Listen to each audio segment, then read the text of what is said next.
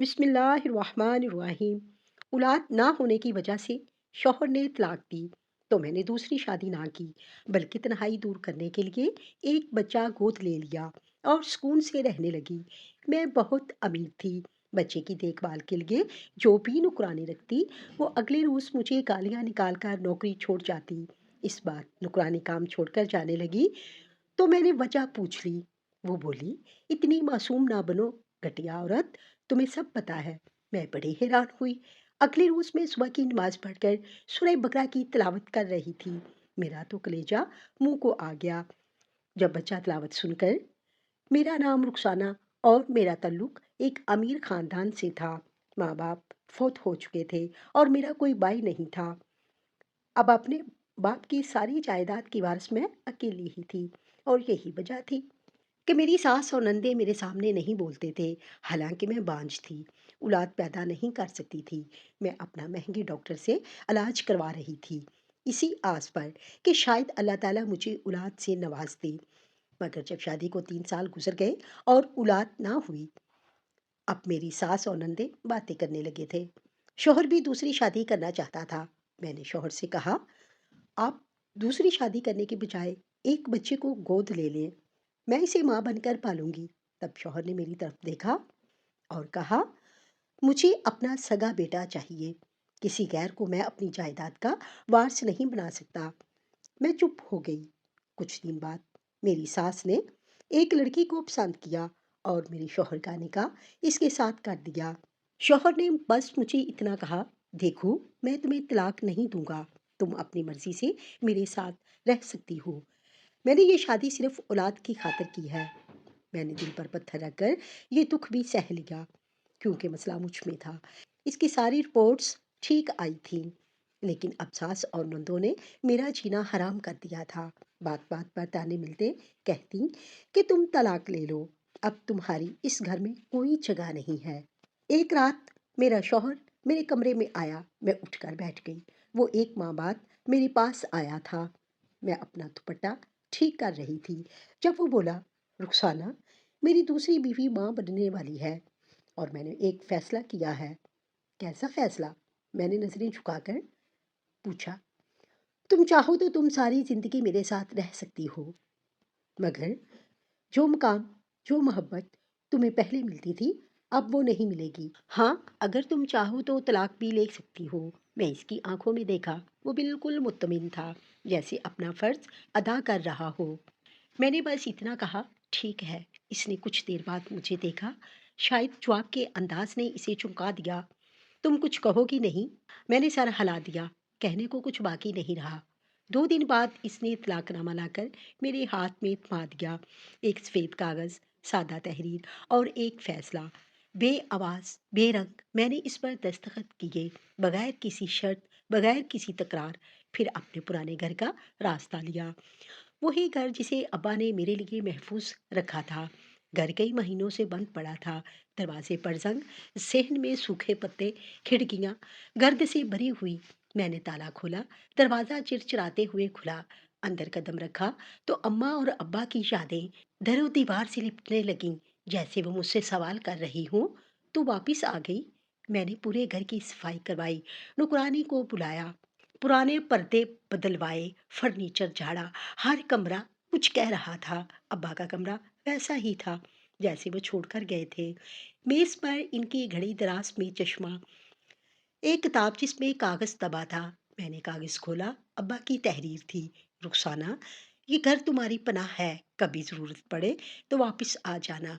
अगले दिन सामान आया, जो थोड़ा बहुत मेरे नाम बचा था, और मैंने अलग कमरे में रखवा दिया। शोहर के दिए तोहफे, तस्वीरें सब एक संदूक में बंद कर दिए। अब मेरी जिंदगी में ना वो मर्द था, ना वो रिश्ता। पड़ोस की खाला आई, बोली, बेटी तुम वापस आ गई, तलाक हो गई। मैंने सर झुका लिया। हाँ खाला, अल्लाह बेहतर करेगा, लेकिन जिंदगी यूं अकेले ना गुजारना, कुछ सोचना पड़ेगा। शाम को जब मैं छत पर गई तो पूरा मोहल्ला वैसा ही था। लोग वैसे ही हंसते बोलते थे। बस मेरे अंदर की खामोशी बढ़ गई। 4 दिन चूहे गुजरे। सुबह चाय बनाकर खुद पीती, कभी टीवी खोलती, कभी मोबाइल पर तस्वीरें देखती। एक दिन अब्बा की पुरानी डायरी मिली, जिसमें इनकी जमीनों کرایہ داروں کے نوٹس اور کچھ نجی خیالات درج تھے۔ میں نے فیصلہ کیا ابا کی زمینوں کا انتظام خود سنبھالوں گی۔ اگلے ہفتے وکیل سے ملاقات کی، سارے کاغذات اپنے قبضے میں لیے اور زمینوں کی صورتحال معلوم کی۔ دو جگہ سے کرایہ آنا بند ہو چکا تھا، ایک زمین پر تنازع تھا۔ میں خود گئی، فائل لے کر اپنے نام کی پاور آف اٹارنی کے ساتھ۔ لوگ چونکہ بی بی جی خود آئی ہیں۔ ایک ذمہ دار نے کہا، ہمیں لگا تھا آپ شہر میں ہیں، اب تو معاملہ ختم ہو چکا ہوگا، اب معاملے کا آغاز ہوا ہے۔ میں نے جواب دیا، 2 ہفتوں میں میں نے سارے معاملے خود سنبھالے۔ وکیل، پٹواری اور پرانے گاؤں کے نمبردار سے ملاقاتیں کی۔ پہلی بار محسوس ہوا کہ میں کچھ کر رہی ہوں، کوئی کام، کوئی مقصد۔ لیکن رات کو جب میں واپس آتی اور بستر پر لیٹتی تو کمرے کی خاموشی مجھے یاد دلاتی کہ اب میں اکیلی ہوں، ماں نہیں ہوں، بیوی نہیں رہی، بس ایک عورت ہوں جس کے پاس جائیداد ہے، زمینیں ہیں، پر رشتہ کوئی نہیں۔ دن اپنے وقت پر چڑھتے تھے اور وقت پر ڈھل جاتے تھے، لیکن میرے اندر جیسے کچھ رکا ہوا تھا۔ صبح اٹھ کر پردے ہٹاتی، کھڑکی کھولتی، کمرے میں دھوپ آتی، پر دل میں اجالا نہیں اترتا تھا۔ ایک عجیب سا خالی پن تھا جو ہر کام کے لیے ساتھ گھومتا، جیسے ہر کام کا مقصد ختم ہو چکا ہو۔ ابا کا گھر جو پہلے سکون دیتا تھا اب دیواروں سے بوجھ ٹپکتا تھا۔ میں کھانے کا وقت بھولنے لگی تھی، کبھی دوپہر کو ناشتہ کرتی، کبھی شام کو چائے بنا کر چھوڑتی تھی تو نکرانی پوچھتی، بی بی جی کچھ کھائیں گی؟ اور میں صرف سر ہلا دیتی تھی۔ ایک دن خالہ کی بیٹی مائرہ ملنے آئی۔ وہ میری بچپن کی دوست جیسی تھی، پر کافی عرصے سے ملاقات نہیں ہوئی تھی۔ وہ جیسے ہی میرے کمرے میں داخل ہوئی تو صاف بولی، رخسانہ، تمہارا چہرہ دیکھ کر لگتا ہے تم زندگی سے دور ہو چکی ہو۔ میں نے ہلکا سا مسکرا کر کہا، ایسا کچھ نہیں، بس وقت ہے، گزر جائے گا۔ وہ میرے قریب آئی، بیٹھ گئی۔ نہیں، یہ وقت نہیں ہے، یہ خلا ہے، اور خلا خود سے نہیں بھرتے، کچھ کرنا پڑتا ہے۔ میں نے نظریں چرا لی، کیا کر سکتی ہوں؟ جو رشتہ جو رشتہ ٹوٹ چکا ہو اسے چھوڑنا ممکن نہیں، اور جو خواب بکھر چکے ہوں ان کی کرچیاں سمیٹنے سے ہاتھ لہو لہان ہوتے ہیں۔ اس نے سنجیدگی سے کہا، رخسانہ، میں تمہیں یہ نہیں کہہ رہی کہ سب بھول جاؤ، لیکن تم خود کو ایک کمرے میں قید کر کے کیا پا رہی ہو؟ کیا ابا یہی چاہتے تھے؟ کافی دیر خاموشی چھائی رہی، پھر اس نے نرمی سے کہا، ایک بات کہوں، برا نہ ماننا۔ میں نے سر ہلایا، کہو۔ یا تو کسی ایسے مرد سے شادی کر لو جس کے بچے ہوں، جنہیں ماں کی ضرورت ہو، یا پھر کوئی بچہ گود لے لو۔ تمہیں کسی کی ضرورت ہے اور کسی کو تمہاری۔ میرے ہاتھ سے چائے کا کپ تھوڑا سا لرز گیا۔ میں نے اس کی طرف دیکھا جیسے وہ مجھ سے وہ بات کہہ رہی ہو جو میں خود سے کہنے سے ڈرتی تھی۔ مائرہ، کیا ایک عورت جو ماں نہیں بن سکتی، کیا اسے گود لینے کا حق ہے؟ رخسانہ، ماں بننے کے لیے صرف جسم کی ضرورت نہیں ہوتی، دل چاہیے، اور وہ تمہارے پاس ہے۔ مائرہ کے جانے کے بعد میں کافی دیر تک لان میں بیٹھی رہی۔ ارد گرد کا موسم بدلا نہیں تھا، پر میرے اندر کچھ ہل چکا تھا۔ اگلے دن میں بازار گئی، 1-2 دکانوں پر رکی، کچھ نئی چادریں اور پردے خریدے۔ واپسی پر وہی اشتہار پھر نظر آیا، یتیم بچوں کے لیے فلاحی ادارہ جنہیں ماں کی آغوش کی ضرورت ہے۔ میں نے موبائل میں نمبر نوٹ کیا، پر کال نہیں کی۔ دل ہلتا ضرور تھا، پر قدم نہیں اٹھتے تھے۔ 2 دن بعد جب میں پرانی کتابوں کی الماری صاف کر رہی تھی، ابا کی ایک پرانی فائل ہاتھ لگی جس میں ایک بچے کی تصویریں تھیں۔ شاید کوئی ان کے کسی جاننے والے کا بچہ تھا جسے تعلیم کے لیے اسپانسر کر رہے تھے۔ اس بچے کی مسکراہٹ میں عجیب سی چمک تھی۔ میں نے تصویریں اپنے بیڈ روم کی سائڈ دراز میں رکھ دیں۔ شام کو میں نے دوبارہ اشتہار کھولا اور اس بار نمبر پر ہاتھ رکتے ہوئے تھوڑا سا ہچکچائی، لیکن کال ملا دی۔ السلام علیکم، یہ ادارہ الماس فاؤنڈیشن ہے۔ دوسری طرف سے نرمی سے جواب آیا، جی، ہم یتیم بچوں کے لیے کام کرتے ہیں، کیا آپ کچھ مزید معلومات لینا چاہتی ہیں؟ ہاں، میں کوئی بچہ گود لینا چاہتی ہوں۔ دوسری طرف خاموشی ہوئی، پھر نرمی سے کہا گیا، آپ ملاقات کے لیے آ سکتی ہیں، हम आपको मुकम्मल रहनुमाई देंगे। मैंने हामी भर ली, लेकिन फ़ोन रखने के बाद दिल तेज़ धड़कने लगा। ये फ़ैसला आसान नहीं था, लेकिन शायद वक़्त ने मुझे इस तरफ धकेल दिया था। इस रात मैं काफ़ी देर तक सो नहीं सकी। अम्मा की तस्वीर को देखा और आहिस्ता से कहा, क्या मैं किसी के लिए माँ बन सकती हूँ?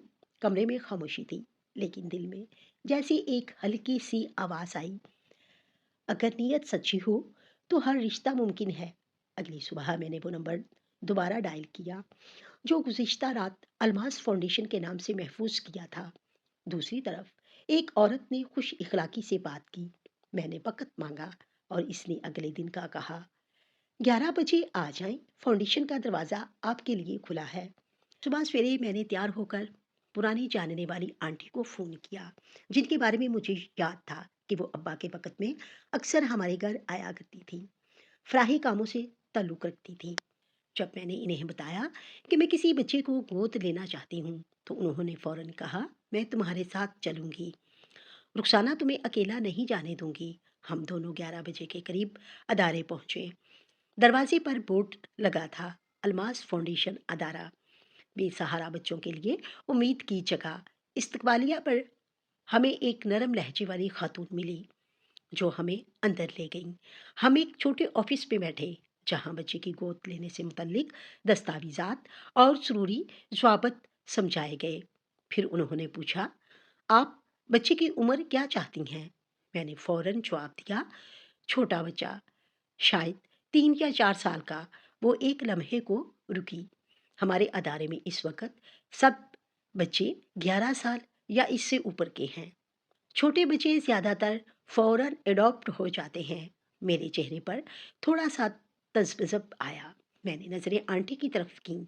उन्होंने बस आहिस्ता से सर हिलाया, जैसे कह रही हूँ, आगे देखो, शायद कुछ ख़ास मिल जाए। हमें एक हॉल की तरफ ले जाया गया जहां बच्चे मुख्तलिफ सरगर्मियों में मसरूफ़ थे। कुछ किताबें पढ़ रहे थे, कुछ ड्राइंग कर रहे थे और कुछ आपस में खामोशी से बैठे थे। वो सब अपनी दुनिया में मगन थे, लेकिन इनकी आंखों में एक तुशनगी थी, जैसे किसी रिश्ते का इंतजार हो।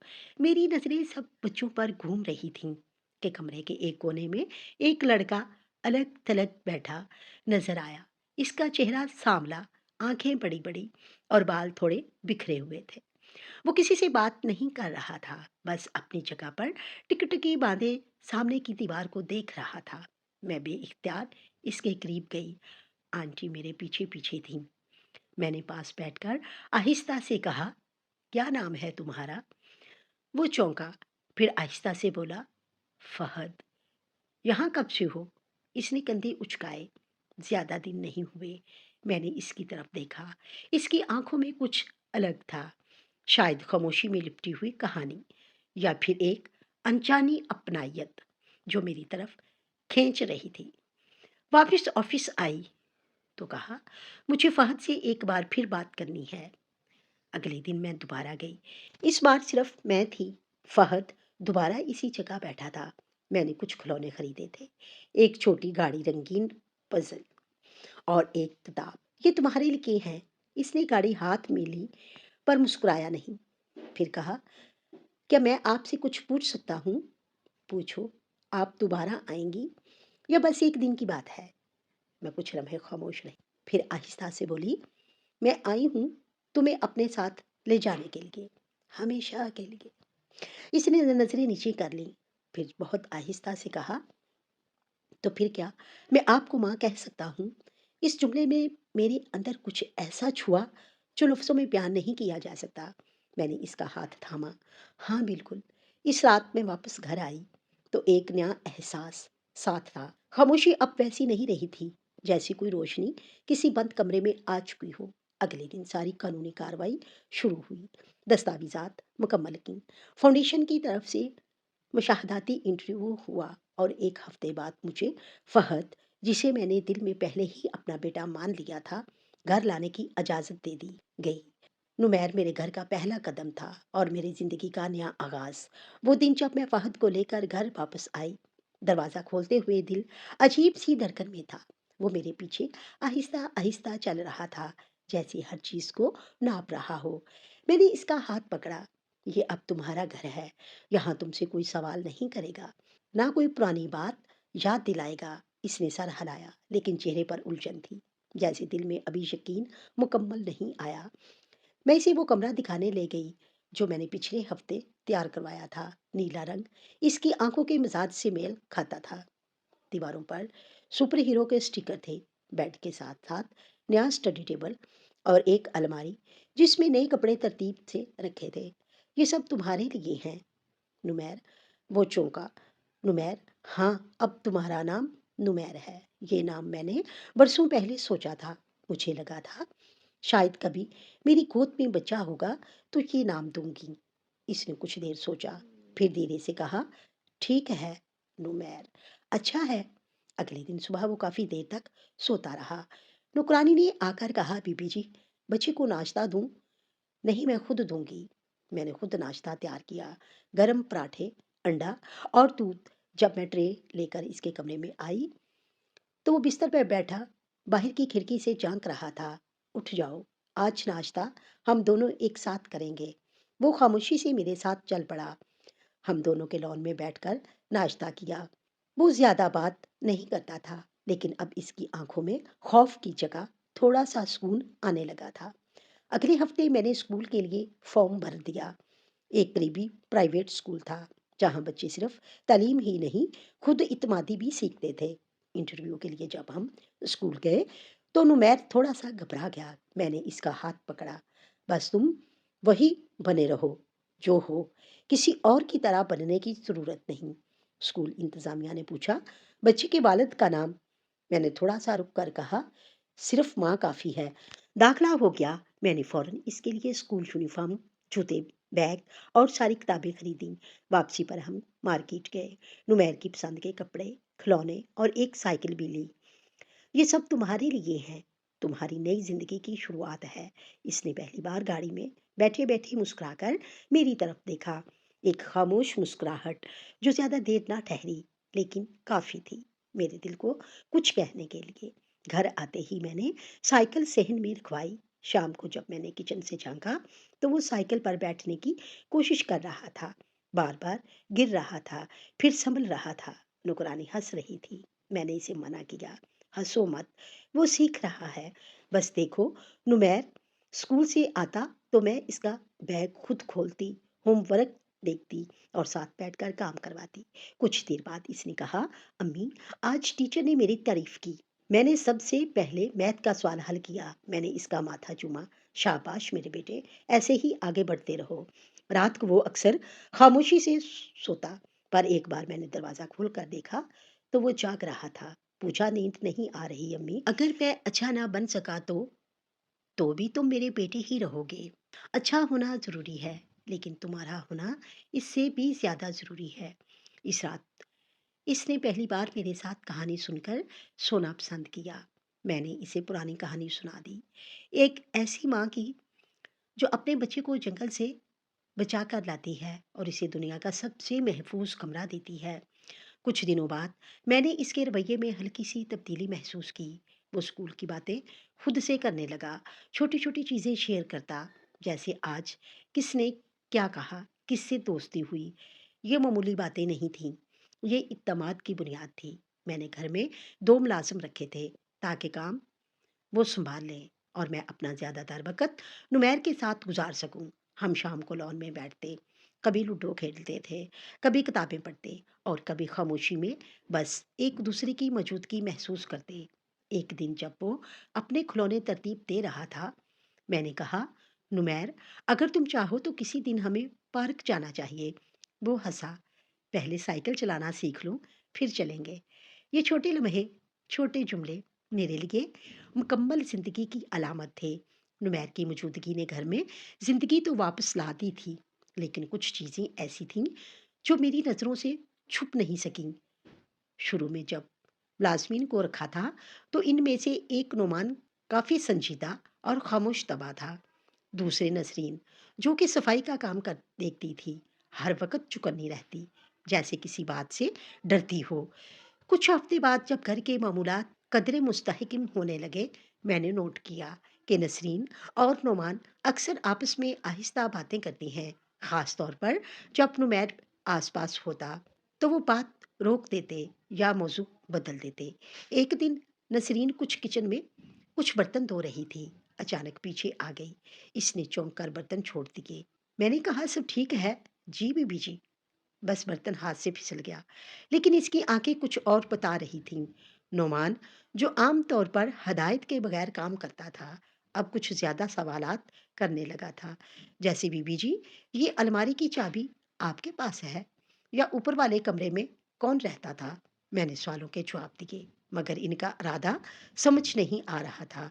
एक दिन जब मैं लॉन्च से गुजर रही थी, तो नसरीन और नोमान एक दूसरे के करीब खड़े सरगोशी कर रहे थे। जैसे ही मेरी नज़र पड़ी, दोनों ने नज़रें चुरा लीं। क्या बात है? कुछ नहीं बीबी जी, बस नसरीन कह रही थी कि आज बारिश की बू आ रही है। मैंने बगैर कुछ कहे आगे कदम बढ़ा दिए, लेकिन इस दिन से मैंने इन पर नज़र रखनी शुरू कर दी। नोमैर भी पिछले कुछ दिनों से बदला बदला लग रहा था। स्कूल से आकर सीधा अपने कमरे में चला जाता, होमवर्क भी खुद ही करता और अक्सर दरवाज़ा बंद रखता। पहले वो मुझसे दिन की छोटी बड़ी बातें शेयर करता था, अब सिर्फ एक दो लफ्ज़ में बात ख़त्म कर देता। एक रात खाने के बाद मैं इसके कमरे में गई, तो वो कमरे की खिड़की के पास बैठा बाहर देख रहा था। मैंने नरमी से कहा, नुमैर, सब ठीक है? जी, सब ठीक है। फिर इतना चुप क्यों हो? अम्मी, बस नींद नहीं आती। कभी कभी मैंने इसका सर सहलाया। अगर कोई बात हो तो मुझसे शेयर किया करो। इसने हल्की सी मुस्कुराहट दी, लेकिन कुछ ऐसा था जो वो छुपा रहा था। अगले दिन मैंने घर की सफाई के दौरान कुछ पुराने कागजात तरतीब देने शुरू किए। नुमान को कहा, ऊपर वाले स्टोर से फालतू चीजें नीचे ले आओ। कुछ देर बाद जब मैं ऊपर गई, तो देखा नुमान अलमारी के अंदर कुछ ढूंढ रहा था। हालांकि मैंने इस अलमारी का जिक्र नहीं किया था। ये क्या कर रहे हो? वो फौरन पीछे हटा। मैं वो फाइल्स ढूंढ रहा था जो आपने कही थी। मैंने स्टोर कहा था। ये कमरा नहीं। वो बुखला गया, फिर खामोशी से नीचे चला गया।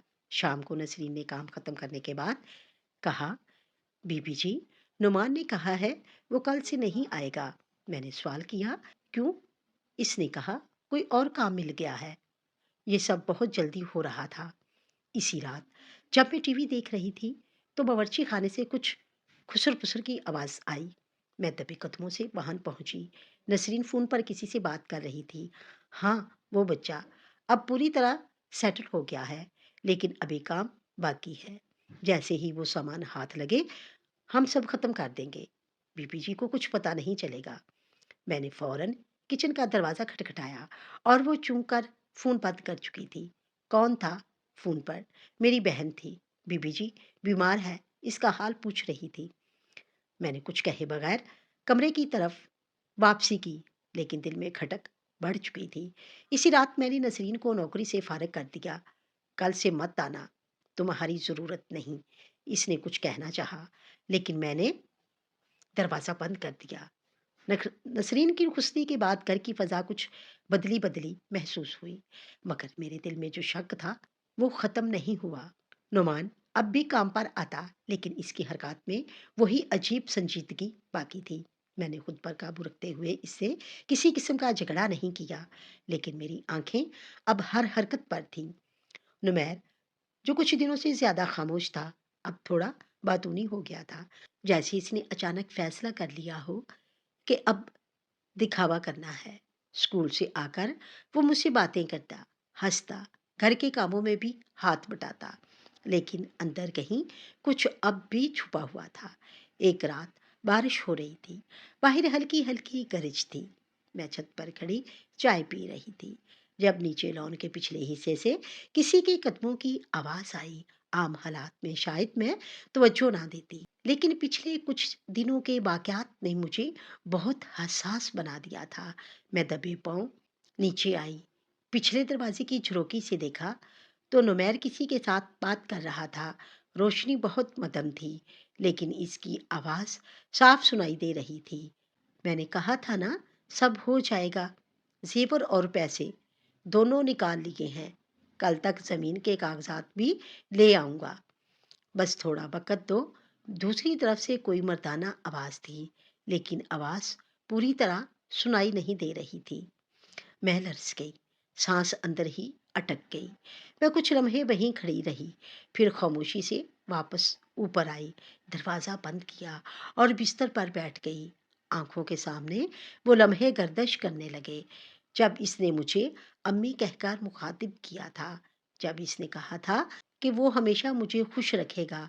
क्या सब झूठ था? क्या मैं एक बार फिर धोखे का शिकार हुई हूँ? मैंने सुबह होने तक कोई बात नहीं की। अगले दिन मामूल के मुताबिक नाश्ता बनाया, स्कूल बैग तैयार किया, लेकिन दिल में एक बोझ था जो हर लम्हा भारी हो रहा था। जब वो स्कूल चला गया तो मैंने फौरन वकील को फ़ोन किया, ज़मीन के कागजात की तस्दीक करवाने की दरख्वास्त की और साथ में घर की सीसीटीवी फुटेज भी चेक करवाई। पिछले एक हफ्ते में नुमैर रात को कई बार लॉन में गया था और अक्सर वहीं कुछ वक़्त गुज़ारता था। इसी दिन शाम को जब वो वापस आया, मैंने इसके साथ बैठकर खाना खाने की कोशिश की। स्कूल कैसा रहा? आज अच्छा था। मैथ का टेस्ट दिया। मुझे लगता है पूरे नंबर आएँगे। शाबाश! और बाकी सब ठीक? मैंने इसे गौर से देखते हुए पूछा। जी, सब ठीक है। इसने मुत्तमिन होकर जवाब दिया। इसकी बातों में बनावट थी। मैं सवाल नहीं किए मैंने सवाल नहीं किए, बस सुनने लगी। रात को मैंने नींद की अदाकारी की और कमरे की लाइट बंद कर दी। आधी रात को कदमों की आहट दोबारा सुनाई दी। मैं जब चुपचाप दरवाज़ा खोलकर पीछे-पीछे चलने लगी।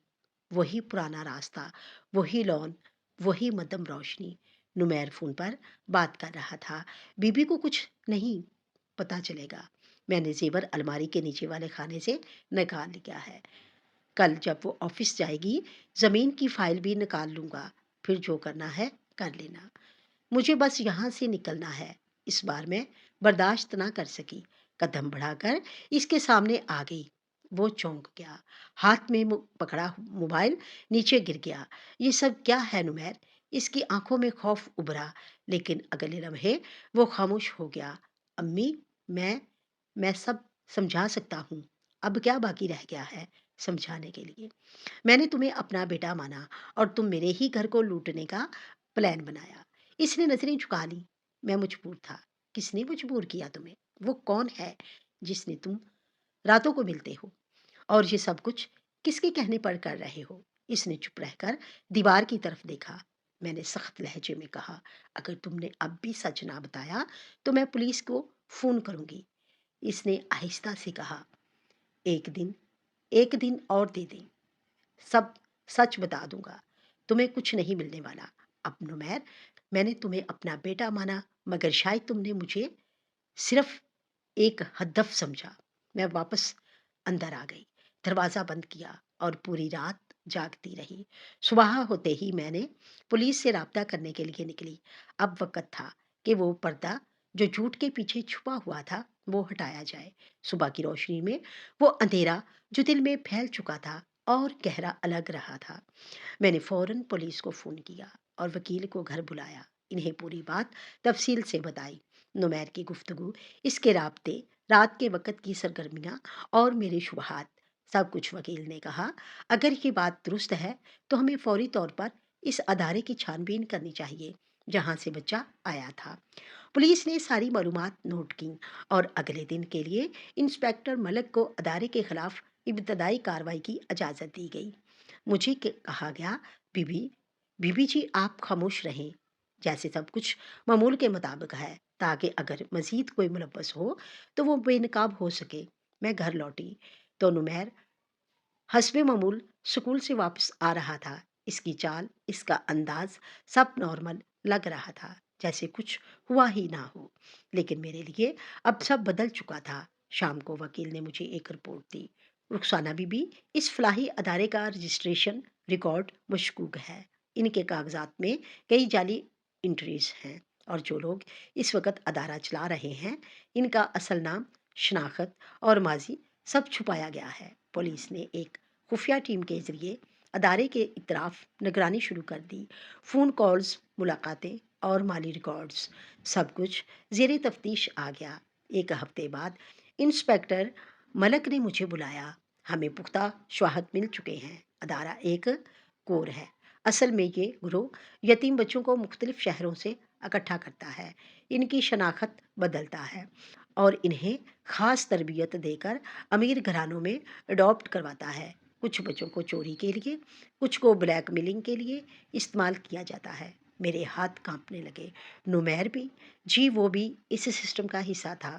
پولیس نے منصوبہ بنایا، میں نے تعاون کیا۔ جس دن پولیس نے ادارے پر چھاپا مارا میں وہیں موجود تھی، وہی جگہ جہاں میں نے ایک معصوم بچے کو اپنانے کا فیصلہ کیا تھا۔ آج وہی جگہ دھوکہ، جرم اور فریب کا مرکز نکلی۔ جب ادارے کے گیٹ کھلے تو وہاں کچھ اور بچے بھی تھے، سب چپ، ڈرے ہوئے۔ ان کے چہروں پر سوال تھے اور دل میں شاید کوئی امید۔ دفتر سے کاغذات برآمد ہوئے جن میں کئی امیر گھرانوں کی فائلیں تھیں۔ کون سے گھروں میں کون سا بچہ بھیجا گیا، کس نے کیا چیز چرائی، کون کب غائب کیا گیا۔ انسپکٹر ملک نے کہا، یہ لوگ بچوں کو خاموش ہتھیار بنا دیتے ہیں، انہیں پیار، تحفظ کا جھانسا دے کر اندر داخل کرتے ہیں، پھر تربیت دیتے ہیں کہ کس طرح گھر کے افراد کا اعتماد جیتنا ہے اور کس طرح موقع پا کر لوٹ مار کرنی ہے۔ ادارے کا بانی، جو خود کو مولوی صاحب کہتا تھا، اصل میں ایک مفرور شخص نکلا جس پر پہلے سے کئی فراڈ کے کیسز تھے۔ وہ بچوں کے ذریعے ان گھروں میں گھس جاتا جہاں اکلوتے وارث نہ ہوں یا طلاق یافتہ عورتیں ہوں، تاکہ جذباتی کمزوری کا فائدہ اٹھایا جا سکے۔ جب اسے ہتھ کڑی لگائی گئی تو اس کی نظریں مجھ پر پڑیں۔ بی بی جی، ہم تو یتیموں کی خدمت کر رہے تھے، آپ کو کیا تکلیف تھی؟ میں نے اس کی آنکھوں میں دیکھا۔ خدمت کا نام لے کر تم نے نہ بچوں کو بخشا نہ ماؤں کو۔ اس رات جب میں واپس آئی، نمیر کمرے میں موجود تھا۔ پولیس نے اسے گرفتار نہیں کیا تھا، انسپکٹر ملک نے کہا۔ اس کے خلاف براہ راست جرم کا کوئی ثبوت نہیں، اور اگر یہ تیار ہو تو باقی بچوں کے لیے مددگار ثابت ہو سکتا ہے۔ میں نے نمیر کو بلایا۔ وہ چپ چاپ میرے سامنے آ بیٹھا۔ تم جانتے ہو؟ میں سب جان چکی ہوں۔ اس نے ہلکا سا سر جھکا دیا۔ ہاں، مجھے اندازہ تھا۔ کیا تمہیں کبھی واقعی لگا کہ میں نے تمہیں اپنا بیٹا نہیں مانتی؟ پہلے لگا تھا، لیکن بعد میں سمجھ آیا کہ آپ واقعی مجھ سے پیار کرنے لگی ہیں۔ پھر بھی تم نے مجھ سے جھوٹ بولا، میرے اعتماد کا فائدہ اٹھایا۔ اس نے آہستہ سے کہا، جب ہم لوگ ان لوگوں کی بات نہیں مانتے تھے، وہ ہمیں بھوکا رکھتے، مارتے، ڈراتے۔ میں نے کئی بار سوچا کہ بتا دوں، لیکن خوف نے زبان بند کر دی۔ اب تمہیں موقع ملا ہے سب کچھ بدلنے کا۔ اس نے میری طرف دیکھا، کیا آپ اب بھی مجھے یہاں رکھیں گی؟ میں خاموش رہی۔ پھر کہا، فیصلہ عدالت کرے گی، لیکن اگر تم سچ کے ساتھ کھڑے رہو گے تو شاید تمہاری زندگی کا رخ بدل جائے۔ اگلے دن نمیر پولیس کے سامنے کھڑا ہوا۔ اس نے سب کچھ بتایا، کس طرح تربیت دی گئی، کس طرح اسے منتخب کیا گیا اور کیسے ہر بچے کو مختلف گھروں میں بھیج کر استعمال کیا جاتا تھا۔ یہ اعترافات صرف میرے لیے نہیں، کئی اور ماؤں کے لیے انصاف بنے۔ بہت سے بچے بازیاب ہوئے اور وہ ادارہ مکمل طور پر بند کر دیا گیا، اور میں بھی اب بھی اسی گھر میں تھی، لیکن اب تنہا نہیں تھی۔ اب میرے پاس سچائی تھی اور وہ طاقت جس نے دھوکا ہارا تھا۔ پولیس نے نمیر کو حفاظتی حراست میں لے لیا تھا۔ انسپکٹر ملک نے مجھے فون پر اطلاع دی، بی بی جی، لڑکا ذہنی دباؤ میں ہے، باقی سب کچھ بتا چکا ہے، لیکن اب ہم اسے قانونی کارروائی میں شامل کرنا چاہتے ہیں۔ اگر آپ چاہیں تو اس کی ضمانت کروا سکتے ہیں۔ میں نے فون بند کیا اور کچھ دیر بعد وہیں بیٹھ گئی۔ ذہن میں بار بار ایک ہی بات گونجتی رہی، کیا واقعی وہ مجرم ہے یا بس ایک مہرا؟ جو کچھ دنوں میں اتنا کچھ سامنے آ چکا تھا کہ حقیقت اور دھوکا آپس میں الجھ گئے۔ دوپہر کو میں نے وکیل سے بات کی، دستاویزات تیار کروائے اور شام کو پولیس اسٹیشن پہنچی۔ جب میں نے ضمانت کا کاغذ پیش کیا تو انسپکٹر نے سر ہلا کر کہا، بی بی جی، فیصلہ آپ کا ہے، لیکن یہ بچہ اب بھی ایک خطرہ ہو سکتا ہے۔ میں خاموش رہی، بس کاغذ پر دستخط کیے۔ نمیر حوالات سے باہر آیا، چہرہ اترا ہوا، آنکھیں سرخ، قدم ڈگمگاتے۔ اس نے میری طرف دیکھا جیسے یقین نہ کر رہا ہو کہ میں اسے لینے آئی ہوں۔ چلو گھر چلتے ہیں۔ گاڑی میں واپسی کے دوران وہ بالکل خاموش تھا۔ میں نے بھی راستے بھر کوئی سوال نہیں کیا۔ ایک سوال بار بار गर्दिश करता रहा। क्या एक बार फिर इत्मीनान किया जा सकता है? घर पहुंचे तो इसने सीधा अपने कमरे का दरवाज़ा बंद कर लिया। मैं नीचे लॉन्च में बैठी काफ़ी देर तक सोचती रही। रात के करीब दरवाज़ा खुला, वो नीचे आया। मैंने सर उठाया तो वो मेरे सामने खड़ा था, बाल बिखरे हुए, आंखों के किनारे भीगे हुए। अम्मी, ये लफ्ज़ इस बार पहले से मुख्तलिफ लगा। मैंने सब कुछ आपसे छुपा करके गलत किया, मैं जानता हूँ। आप मुझे कभी माफ़ नहीं करेंगी, लेकिन एक बात कहना चाहता हूँ। मैंने खामोशी से सर हिलाया। मैंने ये सब जानबूझकर नहीं किया। मुझे जब इस अदारे में लाया गया तो कहा गया था कि मेरा नया घर होगा, लेकिन वहाँ हमें दिन में सिर्फ एक वक्त का खाना मिलता था, और वो भी जब हम इनकी बात मानते। जो बच्चे नहीं मानते थे, इनके साथ ऐसा सलूक होता जिसे मैं बयान नहीं कर सकता। उन्होंने हमें सिखाया कि किस तरह घरों में घुसकर चीज़ें निकालनी है, कब बात करनी है, कब खामोश रहना है। मुझे कहा गया कि तुम एक अमीर औरत हो, तनहा हो, तुम्हें धोखा देना आसान है। शुरू में मैंने मना किया, लेकिन फिर मुझे भूखा रखा गया, मारा गया। मैंने इसकी आंखों में देखने की कोशिश की, वो आंखें जिन्हें मैंने सच बोलते कम ही देखा था, इस वक्त भर चुकी थी। पहले पहले मुझे लगा कि सब कुछ अदाकारी है, लेकिन जब आपने मेरे लिए खाना बनाया, जब मेरा हाथ पकड़कर कहा कि मैं तुम्हारी माँ हूँ, तो मेरा दिल लर्ज गया। लेकिन मैं फिर भी सच कहने की हिम्मत नहीं कर पाया। मैंने आहिस्ता से कहा, तो फिर आज क्यों बताया सब कुछ? वो एक लम्हे को रुका, फिर बोला, क्योंकि जब मैंने आपको इस रात दरवाजे पर देखा तो मुझे लगा कि अगर मैंने अब भी सच ना बोला तो शायद वो आखिरी रिश्ता भी खो दूं जिसने मुझे कभी सच में कबूल किया। मैं कुछ लम्हे खामोश रही, फिर कहा, नुमैर, तुमने मुझे तकलीफ दी, मेरा भरोसा तोड़ा, लेकिन सच ये है कि तुमने मुझे वो माँ बनाया जो मैं कभी नहीं बन सकी। इसकी आंखों से एक कतरा जमीन पर गिरा।